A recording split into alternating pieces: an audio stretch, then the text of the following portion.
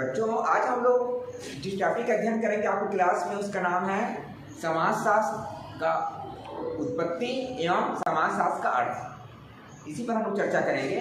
तो समाजशास्त्र की उत्पत्ति कैसी हुई, कब हुई, इस पर चर्चा करेंगे। तो समाजशास्त्र के जनक का नाम है अगस्त काम्ट, जो फ्रांस के एक दार्शनिक थे, एक विद्वान थे। 1789 में जो फ्रांस की क्रांति हुई है ना, और औद्योगिक क्रांति जो 18वीं सदी में हुई, उसी के चलते समाजशास्त्र का उद्भव हुआ है। कारण क्या है, 1789 में जब फ्रांस की क्रांति हुई, उस समय फ्रांस की जो व्यवस्था थी अस्त व्यस्त थी। समाज में उस समय बिल्कुल व्यवस्था क्या हो गई थी, बिगड़ गई थी, है ना। तो एक आवश्यकता महसूस किया गया कि समाज की सुव्यवस्थित अध्ययन कैसे किया जाए।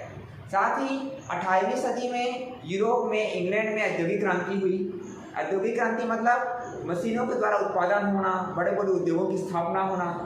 जब इस प्रकार से उद्योगों का जब चलन हुआ तो हमारे समाज में कई महत्वपूर्ण परिवर्तन आए। तो उस समाज में होने वाले परिवर्तन को भी समझने के लिए एक नए विज्ञान की आवश्यकता महसूस हुई। मतलब कुल मिलाकर फ्रांस की क्रांति से समाज में होने वाली जो अव्यवस्था था और औद्योगिक क्रांति जो हुआ यूरोप में, उसके द्वारा जो समाज में परिवर्तन हुआ, इन सब को समझने के लिए हमारे क्या बोलते हैं संसार में एक नए विषय की आवश्यकता महसूस की गई, ताकि हम समाज का सुव्यवस्थित अध्ययन कर सकें। इसी के संदर्भ में समाजशास्त्र की उत्पत्ति हुई। अब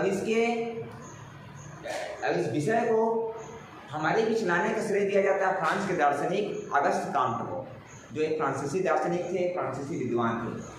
उन्होंने, अगस्त काम्ट ने समाजशास्त्र शब्द का सर्वप्रथम प्रयोग 1838 में किया। कब किया? 1838 में। इस चीज को आप लोग ध्यान रखेंगे, ठीक है ना। 1838 में अगस्त काम्ट ने समाजशास्त्र शब्द का प्रयोग किया था। इसमें ऑब्जेक्टिव क्वेश्चन बन सकते हैं कि समाजशास्त्र के जनक का क्या नाम है, तो आप लोग क्या कहोगे? अगस्त काम्ट है ना। किस सन में उन्होंने सबसे पहले समाजशास्त्र शब्द का प्रयोग किया? तो 1838 में, ठीक है ना। दो प्रश्न ऐसे बन गए, क्योंकि आप लोगों की जो नया जो आप लोगों का असेसमेंट का जो तरीका है, उसके अंदर ऑब्जेक्टिव क्वेश्चन भी आएंगे। तो आप लोग ऑब्जेक्टिव क्वेश्चन को भी साथ में लेके चढ़ना है और वर्णनात्मक भी, ठीक है। क्लियर हो गया? तो समाजशास्त्र की उत्पत्ति समझ में आ गई। अब हम लोग देखते हैं कि समाजशास्त्र का अर्थ क्या होता है, ठीक है। तो समाजशास्त्र के लिए अंग्रेजी शब्द क्या है? सोशियोलॉजी, ठीक है ना। समाजशास्त्र अंग्रेजी में क्या बोलते हैं? सोशियोलॉजी, ठीक है। क्लियर हो रहा है? ये जो सोशियोलॉजी शब्द है, ये दो शब्दों से मिलकर बना है।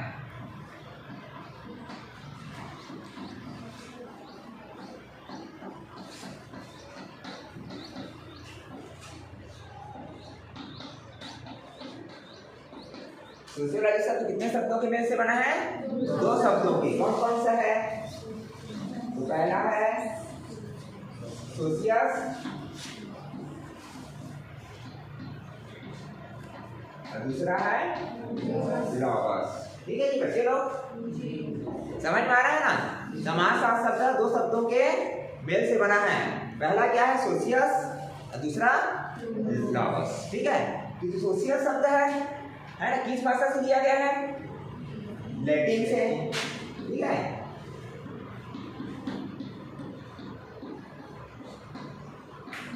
लैटिन भाषा से लिया गया शब्द है।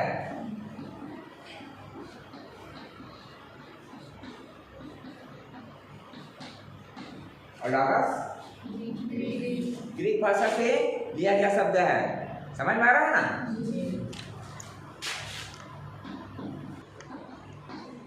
ठीक है। तो सोशियोलॉजी जो शब्द है, दो शब्दों के मेल से मिलकर बना हुआ है ना। पहला है सोशियस और दूसरा लॉगस। सोशियस लैटिन भाषा से लिया गया शब्द है और लॉगस ग्रीक भाषा से लिया गया शब्द है। क्लियर हो रहा है? अब इसका अर्थ क्या है? सोशियस का अर्थ क्या है, इसको हम देखते हैं।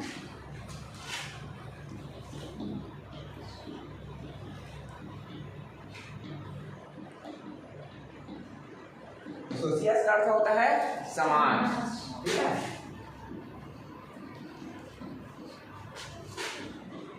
और लॉगस का अर्थ क्या होगा? शास्त्र। बहुत अच्छा।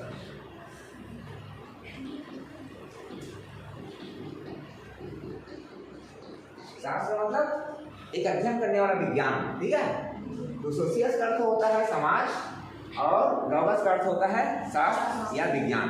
तो इस प्रकार से जो सोशियोलॉजी शब्द का शाब्दिक अर्थ हम देखते हैं,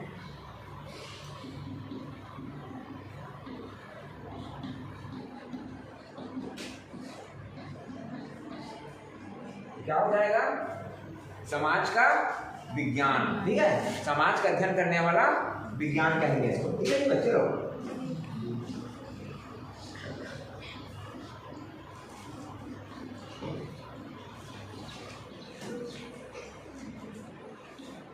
तो एक बार फिर से बता रहा हूं, ध्यान देकर सुनना। सोशियोलॉजी शब्द दो शब्दों के मेल से मिलकर बना हुआ है। पहला है सोशियस, दूसरा है लॉगस। सोशियस लैटिन भाषा से लिया गया है और लॉगस ग्रीक भाषा से लिया गया है, ठीक है। और सोशियस का अर्थ होता है समाज और लॉगस का अर्थ होता है शास्त्र या विज्ञान। इस प्रकार से सोशियोलॉजी का शाब्दिक अर्थ क्या हो गया? समाज का विज्ञान, ठीक है। तो समाज का विज्ञान मतलब एक ऐसा विज्ञान जिसके अंतर्गत हम लोग समाज का अध्ययन करते हैं, उसी को हम क्या कहेंगे? समाजशास्त्र कहेंगे, ठीक है। इसके अंतर्गत हम समाज का अध्ययन करते हैं। समाज किसे कहेंगे? एक शब्द उत्पन्न होता है कि आखिर समाज क्या है ना। आगे आप लोगों को अगला टॉपिक समाज शास्त्र में समाज के अंतर्गत मैं बताऊंगा इसको। तो समाज का अर्थ होता है कि सामाजिक संबंधों का जाल या सामाजिक संबंधों की जटिल व्यवस्था को हम क्या कहेंगे? समाज कहेंगे, ठीक है। व्यक्ति जो है समाज में रहता है, व्यक्ति ही अपने क्या बोलते हैं सामाजिक संबंधों के द्वारा समाज का निर्माण करता है। लेकिन क्यों करता है?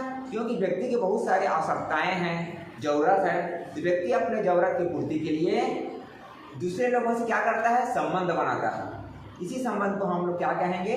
सामाजिक संबंध कहेंगे। बहुत सारे संबंध बन जाता है व्यक्ति के अपने घर परिवार से लेकर बाहर की दुनिया का बहुत सारे संबंध उसके बन जाते हैं अपने जरूरत के हिसाब से। तो यही जो बहुत सारे जो संबंध की जो व्यवस्था रहती है इसी को हम सामाजिक संबंध कहते हैं, है ना। ये कई प्रकार का हो सकता है, जैसे प्रत्यक्ष, जैसे आप लोग सामने में पढ़ा रहा हूँ, मैं आप लोग आँख के सामने पढ़ा रहा हूँ, ये प्रत्यक्ष है। लेकिन अगर मैं या कोई व्यक्ति आप लोगों से फोन से अगर बात करता है मोबाइल से, सामने में नहीं रहता, तो क्या कहलाएगा? अप्रत्यक्ष कहलाएगा। उसी तरह से सामाजिक संबंध स्थायी हो सकता है, अस्थायी हो सकता है। जैसे घर में हमारे माता पिता के साथ संबंध है, हमारे परिवार के साथ, वो संबंध स्थायी है ना। आप लोग जैसे कॉलेज जा रहे हैं पढ़ने के लिए यहाँ, है ना, यहाँ अपने टीचर के साथ जो आप लोग संबंध है, जब तक आप लोग पढ़ोगे एक तरह से स्थायी संबंध है। लेकिन आप लोग अपनी जरूरत की पूर्ति के लिए जब किसी दुकान में खरीदारी करने जाते हैं या कोई पेशेंट अगर डॉक्टर के पास जाता है, तो संबंध क्या रहेगा? अस्थायी रहेगा ना। थोड़ी सी वहाँ पर जरूरत रहेगी, थोड़ी सी परिस्थिति आवश्यकता, उसी के हिसाब से आप लोग का संबंध बनेगा, है ना। तो क्या रहेगा? अस्थायी रहेगा। इस प्रकार से सामाजिक संबंध स्थायी अस्थायी भी हो सकता है, प्रत्यक्ष अप्रत्यक्ष। तो यही जब बहुत सारे सामाजिक संबंध हमारे आसपास जब पूरी तरह से निर्मित हो जाते हैं तो उनका एक जाल बन जाता है, उसी की व्यवस्था को हम क्या कहेंगे? समाज कहेंगे। समझ में आ रहा है बच्चे लोग? ठीक है। तो यही बहुत सारे सामाजिक संबंधों की एक जटिल व्यवस्था को, एक जाल को हम क्या कहेंगे? समाज कहेंगे। और इसी समाज का जब व्यवस्थित रूप से जब अध्ययन जिस विज्ञान के अंतर्गत किया जाता है उसी को हम क्या कहेंगे? समाजशास्त्र, ठीक है। तो समाजशास्त्र में समाज का क्रमबद्ध एवं व्यवस्थित अध्ययन किया जाता है, ठीक है। तो आज का टॉपिक यहीं पर भी कंप्लीट होता है। ओके बच्चों।